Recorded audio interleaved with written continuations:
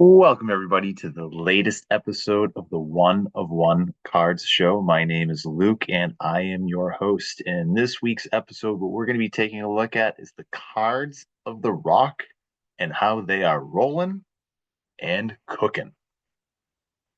So, a few things we want to be aware is that in the run up to WrestleMania 40, The Rock played a major role coming back after years of being kind of on again, off again, showing up at random times, making random appearances. But since WrestleMania 40, The Rock has been playing a major role as the final boss character. He ended up wrestling at night one of WrestleMania 40 last year in 2024, in which he ended up actually pinning Cody Rhodes in the tag match between him and Roman Reigns versus Cody Rhodes and Seth Rollins. In addition to that, he played a major role in the night two main event, where he ended up getting a comeuppance from The Undertaker, which probably should have been Stone Cold Steve Austin, one might argue. Now, we see that in the lead up to WrestleMania 41, while he is not going to be having a match at WrestleMania 41, he is playing a major integral role in the main event match between John Cena and Cody Rhodes. We see that he had a major appearance at Elimination Chamber, in which The Rock ended up stunning everybody by getting John Cena to turn heel. And we see that Topps ended up releasing a Topps Now, or will be releasing a Topps Now card with a triple auto of The Rock, John Cena, and Travis Scott, who just kind of stood over as everything else was happening and ended up legitimately, it appears, slapping Cody Rhodes in that match. Or, I mean, not match, segment rather. So we're going to be taking a look at some of the major sales of The Rock over the course of the last couple months, and some in some of the history of The Rock as well. So the most expensive card in The Rock's history is the 2022 Black Prism One of One from Panini. Even though it's a PSA 7, those cards can be hard to grade. The Black Prism One of Ones, it sold for $126,000. Going to be interesting to see if that triple logo, I mean, that triple logo, the triple auto of Travis Scott, The Rock, and John Cena, maybe outsells that. We'll see. However, that one of one Black Prism from The Rock from 2022 does not compare to the all-time top wrestling sale, which is a PSA 9 1982 Wrestling All Stars Hulk Hogan from Series A in a PSA 9 selling for $132,000 at the end of 2024. So Hogan has the number one sale of all time, but The Rock has a lot of the biggest sales of all time, as we'll see. Um, we see back in March a Hidden Gems from the 2025 Topps Chrome sold for $960 in early March, and just a little bit earlier sold for $1,125. So PSA 10 sold for $960, but a few weeks earlier sold for $1,125. These are very rare cards, so I'm not really surprised that it sold for that much. And they also look very good too. Next up, we see a 1999 WWF SmackDown card. It's not the most rare card in the world. However, it does contain a PSA DNA certified authentic auto from The Rock. Back in February, this card sold for $1,028. Great pose, not the greatest autograph in the world if with the way that the card is set up, with it being blue with the background, it's kind of hard to see. I would have preferred a nice silver or gold pen. I think would have looked better. One card that I don't really understand, people seem to have a real big love of printing plates. In Leaf actually had Dwayne Johnson autographs back in 2024 for their Leaf Metal Legends wrestling sets. And here's a yellow printing plate one of one that sold for $1,500. If I'm putting that amount of money towards a card, I'm probably not going to be putting it toward a printing plate. But you can see some of those cards do look nice, though, if you get just the standard type of that card. but definitely not the printing plate on my end of things. We see over here a Piggy Banks full art trainer. It says Dwayne the Rock on the beach. This is an unlicensed custom card from an artist by the name of Piggy Banks. There's a lot of very, very popular cards. This seems to be obviously playing similar to a Pokemon with the trainer card, as it looks like. And it's playing a joke on The Rock and his cheat meals, which he likes to talk about quite a bit. This card sold for $1,825. Once again, this is an unlicensed card selling for that amount of money. Very impressive, I would say. Clearly, people love Piggy Banks' stuff. Next up, as I mentioned in a previous video, people love the kabooms. Some recent sales of kabooms for The Rock. PSA 10 sold for $1,850 back in February, and just a couple days ago, $1,900 for a kaboom. Again, rock kabooms are going for big, big money, and just the kabooms in general. People love them. They look great in hand. People who don't even collect wrestling cards, they're collecting them up because kabooms just have that level of desire, and people just seek them out. An interesting, this isn't exactly a card, but I want to include it, is that a lot of people in other sports have started to realize that ticket stubs of events that play, of significance. So, for example, this is the Rock's debut, a ticket stub from the Rock's debut. These generally don't grade all that high, especially if people actually use them, and they don't really grade all that well because people might not have seen the value for them at that point in time. So PSA 5 selling for $2,684. Imagine if somebody got that signed by The Rock, that would go for a big, big money, maybe even five figures, I would say. Next up, from 2025 Topps Chrome, we have the Rock autographs. Orange refractors out of 25, selling anywhere from 1,700 to a little over $3,000. Black refractor out of 10 autographs, selling for anywhere from 3,500 to 4,000. And then red refractors out of five. One most recently, just a couple days ago, sold for $3,152. They've gone for as high as $4,555, $4,550. I think the cards look good. I don't necessarily love them though, compared to what we'll see coming up. In addition to that, there's just a retrospective autograph. The base versions have sold as high as $2,650 from the 2025 Topps Chrome WWE set.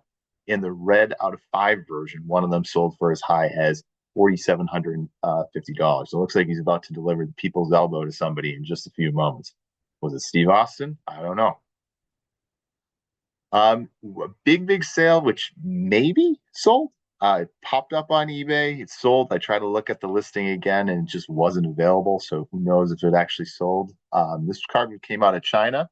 The 2024 WWE Flawless from The Rock and Roman Reigns dual memorabilia platinum 1 of 1. With WWE logo man, even though there really is no logo man, sold back in January for $4,280. Maybe it sold for that amount. Card looks great, especially the Roman Reigns side of thing. I don't really love like just you need to have the logo, man. I don't like the laundry tag type of thing that some of the cards have. Another interesting one. This is a card back from 1998.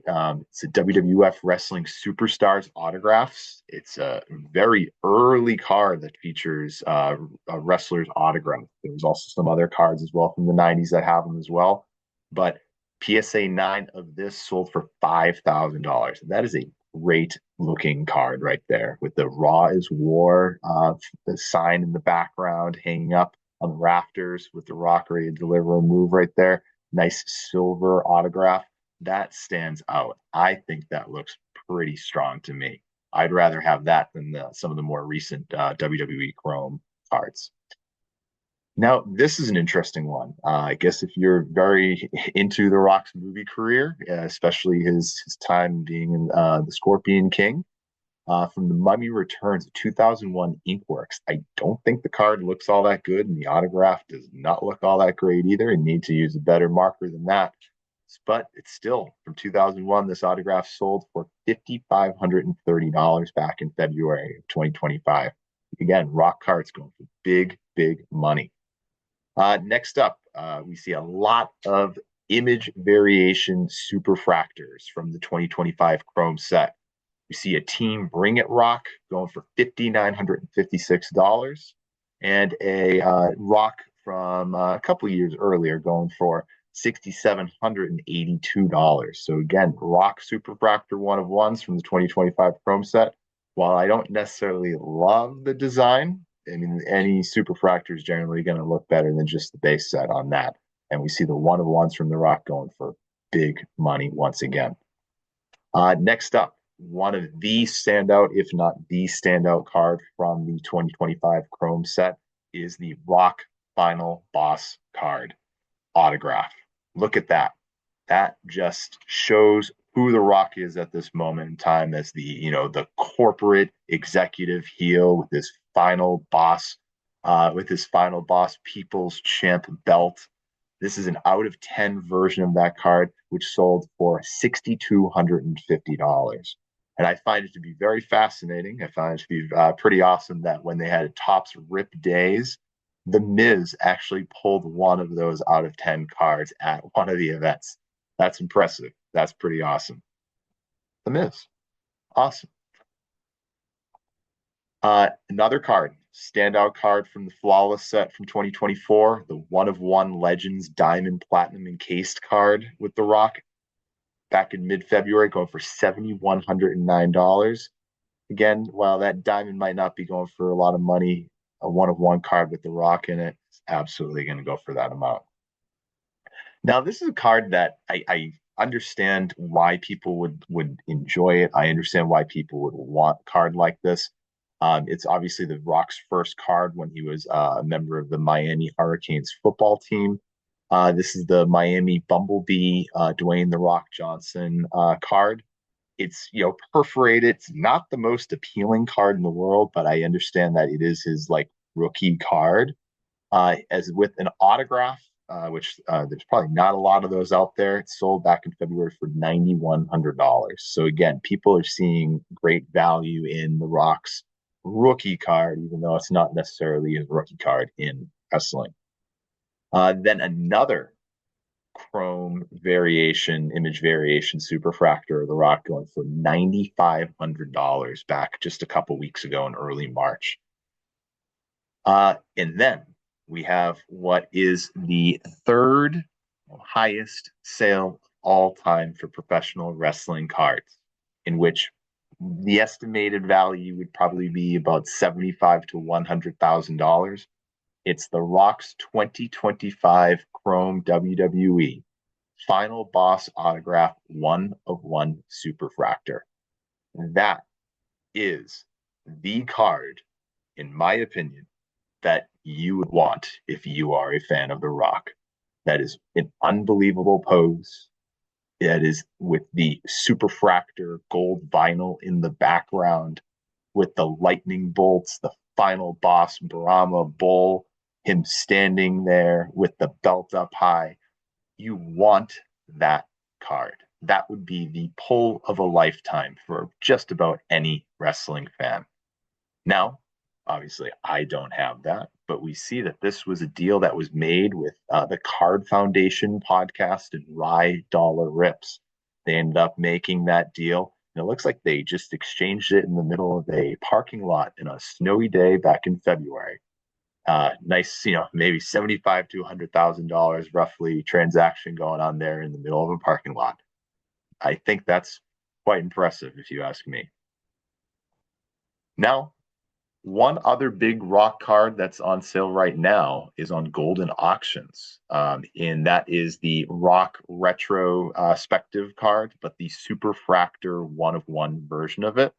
It is currently, in the $5,500 right now, and I would say that's definitely going to approach in the five figures. I'm not sure exactly where it's going to end up, but I'm going to speculate and say that goes between I don't know, 30 to 40,000 if I had to guess, maybe even to the 50s. But again, I'm merely speculating. We'll see just how big the Rock's market is. So my question for you is, are you buying cards of the Rock?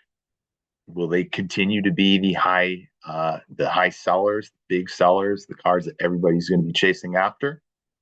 And I really want to make sure that you like and subscribe to this video. If you're enjoying this content, please comment on it. Let me know what you think. Please, if you enjoy this video, don't forget to subscribe. Everybody, you have a wonderful day. Thank you.